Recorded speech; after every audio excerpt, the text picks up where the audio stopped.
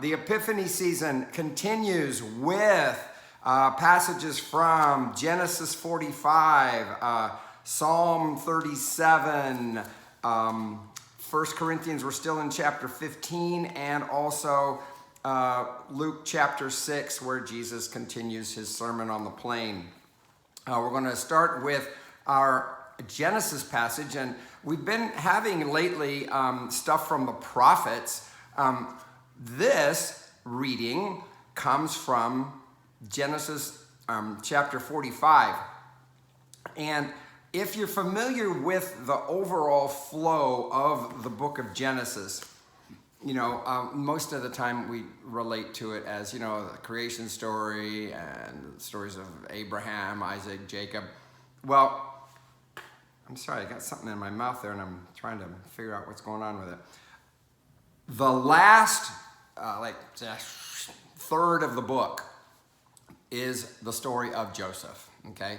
And remember, we're all familiar with the story of Joseph. Joseph is that son of Jacob that his brothers sell him, and because he's this, they just kind of don't like him very much. He's a dreamer. He has a lot of dreams, and he gets sold into slavery, and he gets taken to Egypt.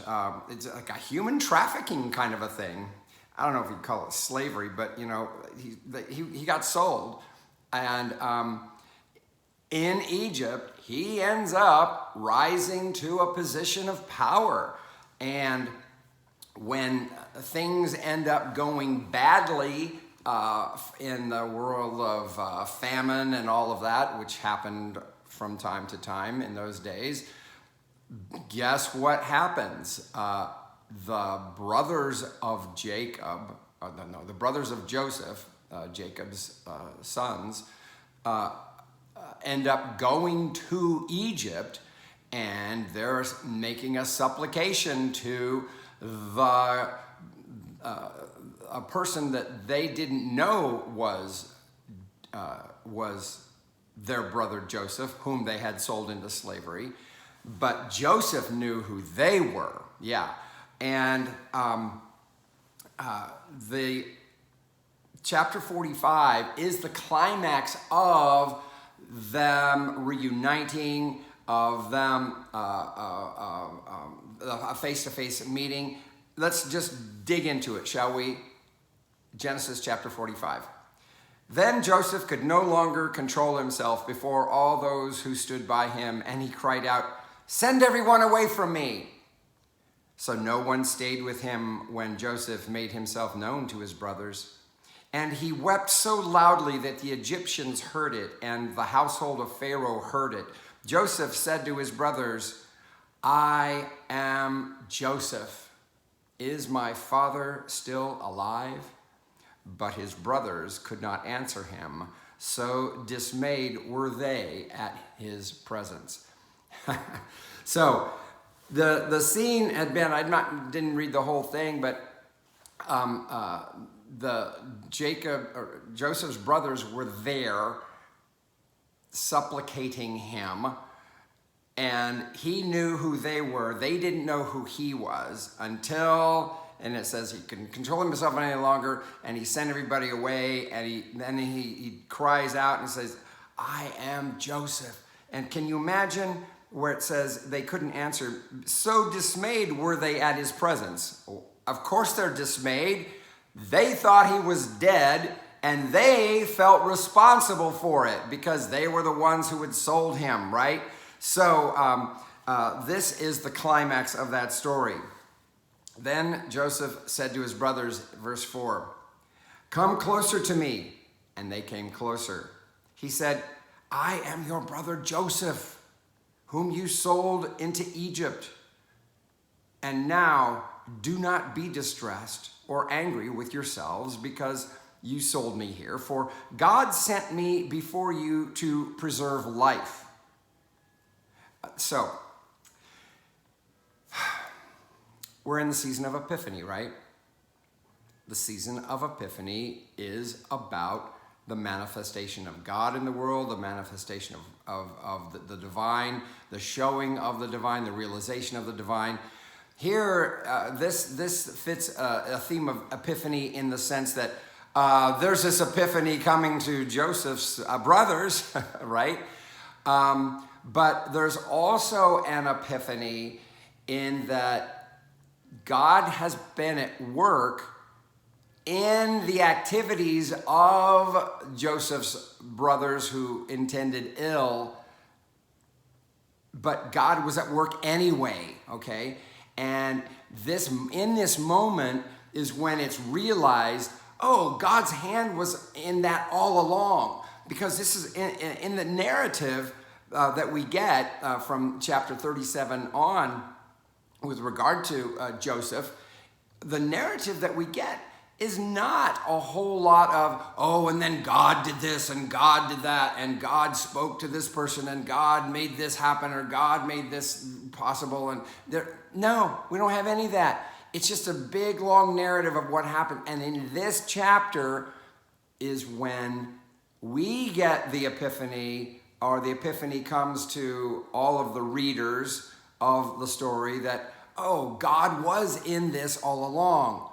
You had intended it for evil, but God worked it for good, okay? So that's what he's saying. Do not be distressed or angry with yourselves because you sold me here, for God sent me before you to preserve life. And he was helping preserve their lives because he was going to make sure that they got food, okay, in this time of famine.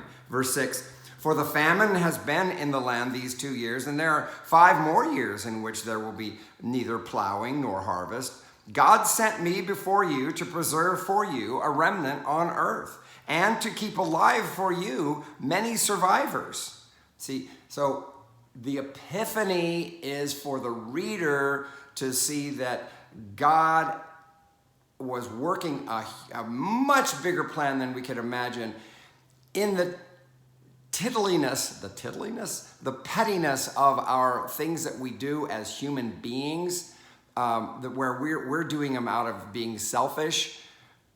The epiphany is, oh, wow, God can even use that. Wow. We don't always realize that God is at work in some of those little things, right? But in our theme of Epiphany, this story teaches us that even if we're not conscious of God, God is being conscious of us, okay? Verse 8, so it was not you who sent me here. Remember, Joseph is still talking to his brothers. But God, he has made me a father to Pharaoh and Lord of all his house and ruler over all the land of Egypt. Okay, he was kind of like the Secretary of Agriculture, that kind of a thing. Not really a prime minister, but maybe one of those, like a ministry of agriculture, ministry of, the treasury, something like that. Hurry and go up to my father and say to him, thus says your son Joseph, God has made me Lord of all Egypt. Come down to me, do not delay. You shall settle in the land of Goshen, and you shall be near me, you and your children and your children's children, as well as your flocks, your herds, and all that you have. I will provide for you there, since there are 5 more years of famine to come, so that you and your household and all that you have will not come to poverty. And now your eyes and the eyes of my brother Benjamin see that it is my own mouth that speaks to you. There was a special bond between Benjamin and Joseph. Benjamin was the youngest son. Joseph was next to the youngest. You must tell my father how greatly I am honored in Egypt and all that you have seen. Hurry and bring my father down here. Okay. Then he fell upon his brother Benjamin's neck and wept, while Benjamin wept upon his neck. A fun, tender, touching moment, yes? And he kissed all his brothers and wept upon them. And after that, his brothers talked with him. That's all we're going to cover in that. But you can see in that reunion the realization, the epiphany, that, wow, God really has been at work, even not only in our ignorance, but when we were taking actions that were directly the opposite of what could be considered, well, wow, is this a good idea? Is this something that, selling Joseph into slavery? It turns out God works it for good. Imagine that. Think about this. God using violence and turning it around for something that results in forgiveness. Yeah, you get my drift here? Yeah, exactly. That's what the cross is all about. So in this story of Joseph and his brothers, we get a preview, if you will, of that kind of reality. Okay, very good. We're going to move on. So that's Genesis 45. Our psalm passage is Psalm 37. And Psalm 37 is what did I do with it? Oh, there it is. I lost my card. I put these little cards in my pages. Oh, yeah, a little picture of Nativity right there. See that? Yeah. See that? Picture of Nativity with the rainbow coming out the top. So, yeah, I use those cards as my bookmarks. So, Psalm 37, we're not going to read the whole thing. We're just doing a portion of it. I think it's just like up to verse 12, verses 1 through 12. Do not fret because of the wicked. Do not be envious of wrongdoers. Okay, remember, a lot of times what the psalm is chosen for is the way its themes dovetail with the first reading, okay?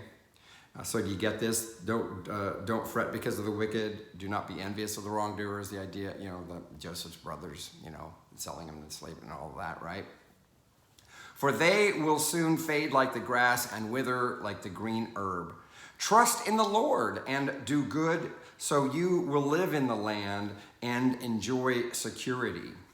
Take delight in the Lord. Okay, this thing about trusting in the Lord, doing good, living in the land, enjoying security, this is what we are called to do regardless of our judgments / perceptions / whatever we got going on with evildoers who appear to be winning, who appear to be gaining the upper hand. Take delight in the Lord, verse 4, and he will give you the desires of your heart. Commit your way to the Lord. Trust in him, and he will act. What's interesting about the Joseph story is we didn't get a whole lot of piety from Joseph, by the way. Joseph's communications with God came through dreams. There were a lot of dreams going on in Genesis with Joseph and his what brought him to power in Egypt was his ability to dream. That's also what got him in trouble with his brothers, their jealousy over that. Joseph the dreamer, okay, that kind of thing. So the way God spoke, it wasn't plain, it wasn't, the narrator never had to say that. The dreams were evidence that God was present and with Joseph in what he was doing. Commit your way to the Lord, trust in him, and he will act. Verse 6 now, he will make your vindication shine like the light and the justice of your cause like the noonday. You see that? Joseph's situation, just play it out, play it out, play it out. Do what you know there is to be done, and guess what? The justice of your cause will, like the noonday, your vindication will shine. It's like you don't have to work at it. It's actually going to happen on its own, okay? If we just carry through. Be still before the Lord and wait patiently for him. Do not fret over those who prosper in their way, over those who carry out evil devices. Refrain from anger and forsake wrath. Do not fret. It leads only to evil. For the wicked shall be cut off, but those who wait for the Lord shall inherit the land. We don't see a whole lot of inheriting the land. This is a precursor, if you will. You know how one of the Beatitudes of Jesus is, blessed are the meek, for they shall inherit the earth. Yeah, well, here, inherit the land, those who wait for the Lord. This is actually, blessed are the meek, for they shall, that is basically a restatement of this same psalm, okay? Verse 10, yet a little while, and the wicked will be no more. Though you look diligently for their place, they will not be there. But the meek shall inherit the land. There you go. The meek shall inherit the land. That's blessed are the meek, for they shall inherit the earth. That's what the Beatitude is in Matthew. But the meek shall inherit the land and delight themselves in abundant prosperity. That's it. Oh, no, verse 12. The wicked plot against the righteous and gnash their teeth at... No, I don't think it... I think it's just do verse 11. So you see how this psalm, it dovetails with the experience of Joseph and the providence of God. Yes? Okay, we're moving on. Moving on to our 1 Corinthians chapter 15 passage. And then we'll go back to Luke chapter 6. In it, Paul has been talking about the resurrection, okay? Last week, he was saying, how can you possibly say there's no resurrection? If you say there's no resurrection, then Christ hasn't been resurrected. So there's got to be a resurrection. Here he is going into more logic of it. Verses 35 to 38, and then we're going to pick up again in verse 42 to 50. 1 Corinthians 15, 35. But someone will ask, how are the dead raised? With what kind of body do they come? Fool, what you sow does not come to life unless it dies. And as for what you sow, you do not sow the body that is to be, but a bare seed, perhaps of wheat or of some other grain. But God gives it a body as he has chosen, and to each kind of seed its own body. So Paul's illustration here in trying to explain what he means by a resurrected body, he's not saying that our skin and all of our organs and our blood and everything is we're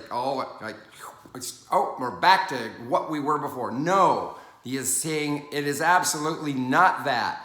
Because that which is perishable, that which that body that we live in right now, that's getting planted. And when it's planted, it's covered in dirt. Guess what? It becomes a seed. And what does a seed do? A seed is basically something that dies because of being buried. And then all of a sudden, it's got that little bit of life in it, though. There's still a little bit of life in that. And that's what he is. That's how he's describing the resurrected body. We don't know exactly what it looks like, but we know it doesn't look anything like what got put in the ground. That's his thing about the seed, about as for what you sow, you do not sow the body that is to be, but a bare seed. God gives it a body as he has chosen, to each to its kind of seed, its own body. So we have no clue what that means. We just call it a spiritual body, a resurrected body. The body that Christ had wasn't a flesh and bone body. It looked like it to the disciples from what we're told from the witness reports.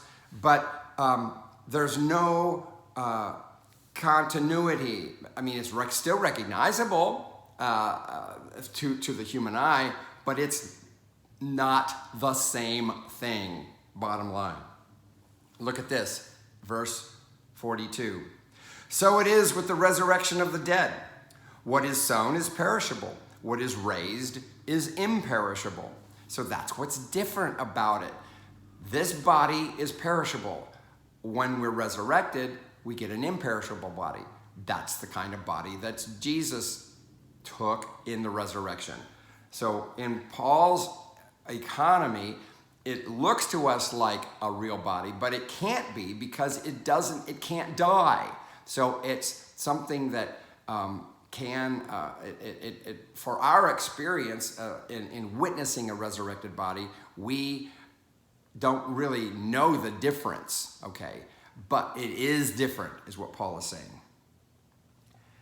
It is sown in dishonor, verse 43. It is sown in dishonor, it is raised in glory. It is sown in weakness, it is raised in power. His point here is about the body, okay? The body that dies is not the body that raises, okay? There's no resuscitation of corpses going on here. It is sown a physical body. It is raised, this is in verse 44, a spiritual body. If there is a physical body, there is also a spiritual body. So this is a part of his, like, one side of the coin, two sides of the same coin. Thus it is written, the first man, Adam, became a living being. We are not 100% sure what it is that he is quoting here, but it looks like somehow a conflation of the story of Genesis in Genesis 2, when God formed Adam, man, from the dust of the ground, and then he breathed life into him. The first man, Adam, became a living being. The last Adam became a life-giving spirit. When he talks about the last Adam, he's talking about Jesus Christ. Verse 46, but it is not the spiritual that is first, but the physical, and then the spiritual. The first man was from the earth, a man of dust. The second man is from heaven. The second man referring to Jesus Christ, of course, right? Verse 48, as was the man of dust, so are those who are of the dust. And as is the man of heaven, so are those who are of heaven. Okay, again, he's delineating two different realities. What we see as far as our experience of the resurrected body and what it actually is are two different things. Just as we have borne the image of the man of dust, we will also bear the image of the man of heaven. You see, for Paul, Jesus is that paradigm of our future. His resurrection is the first fruits or the precursor of our resurrection, okay? This is what he's guaranteed. Verse 5, last verse. What I am saying, brothers and sisters, is this. Flesh and blood cannot inherit the kingdom of God. And this is what he's talking about. He's talking about this like, we're not going to heaven as this corporeal being that we know ourselves as being. Nor does the perishable inherit the imperishable. Okay? Paul is leaning towards he's leaning towards a description of the experience of being with Christ. The Epiphany theme here is that I hope you can see that he's pushing toward that. It's that, just like we are going to have that same kind of body that our Lord does right now. That's what he's basically saying. The Epiphany is that, for us, we are going in that same direction. He was a proleptic vision of where we're headed. He is our future, okay? That's our future. What we see with Jesus, that's the same thing with us. That's what I believe Paul is saying. The Epiphany here is the realization that that divine path, that's what we are on as well, okay? We are brothers with Christ in that, sojourners on that path. All right. Let's now go to Luke chapter 6, okay? Luke chapter 6. In Luke chapter 6, we were dealing with this last week. Now, this is the Sermon on the Plain. We call it the Sermon on the Plain because it's not the Sermon on the Mount. It sounds a lot like the Sermon on the Mount, but it's not exactly the same. Is it possible that Jesus gave two different sermons, one on the mount and one on the plain? I don't know. Maybe, probably not. It's probably all from the same source, and they've been tweaked. And Matthew tweaks his a little bit. Luke tweaks his a little bit. You don't get that teaching. You don't get the same thing from John. You don't get the same thing from Mark. But we do get the Sermon on the Plain here in Luke. So he has just got done giving them those four Beatitudes, the four blessed art you if, and the woe to you, those things. And then he continues in verse 27. But I say to you that, listen, love your enemies, do good to those who hate you. Okay, his emphasis in the blessings and the woes was on honoring who we are, being like God with other people, like God is with us. You get that? The way God is with us, that's the way we're supposed to be with other people. This is what his point is. Do good to those who hate you. Bless those who curse you. Pray for those who abuse you. If anyone strikes you on the cheek, offer the other also. And from anyone who takes away your coat, do not withhold even your shirt. Give to everyone who begs from you. And if anyone takes away your goods, do not ask for them again. Do to others as you would have them do to you. This is Luke's version of the golden rule, right? So I hope you're getting this point. He is saying that we never get to use somebody else's ill behavior as an excuse for us to behave badly, okay? We like to do that. Well, if that's the way it's gonna be, then I'm gonna do this, you know. Jesus says, no, that's not the way we do this. Verse 32, if you love those who love you, what credit is that to you? For even sinners love those who love them. If you do good to those who do good to you, what credit is that to you? For even sinners do the same. If you lend to those from whom you hope to receive, what credit is that to you? Yeah, I had a friend once say, she was doing me a favor by making some photocopies, a lot of photocopies when I was doing my dissertation.